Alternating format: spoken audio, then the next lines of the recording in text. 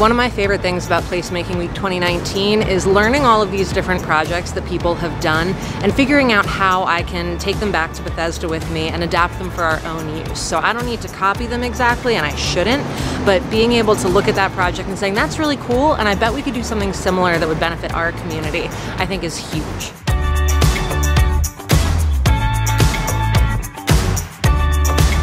I learned so much about a field that I worked in for 8 years and things I never knew until this week. And some of my favorite things include this nice loungeable tactical urbanism that's going on even in 90-degree+ heat. I still just love just hanging out here in public space. One of the things I really appreciate about this conference is the focus on equity and inclusion, and an invitation for us to have an honest conversation about who has been left out of these discussions and processes in the past. And if we're all committed to creating inclusive public spaces, to inclusive processes, it's really important for us to acknowledge who is not at the table, who hasn't been at the table. So I really appreciate how the conference organizers have given us that invitation, have allowed for the difficult conversations to happen so that we can start to make progress and start to create the spaces that we know we need to serve everybody.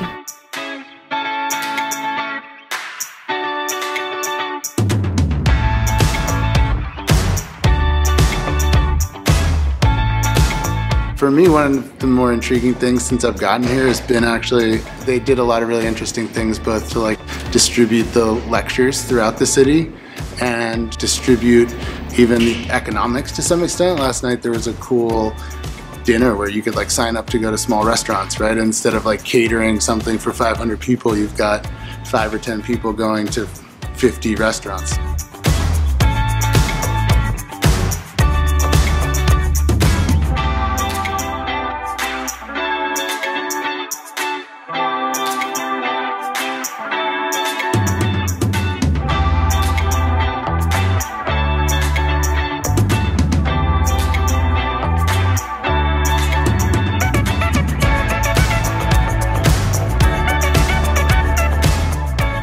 Placemaking gives people the chance to build relationships and trust.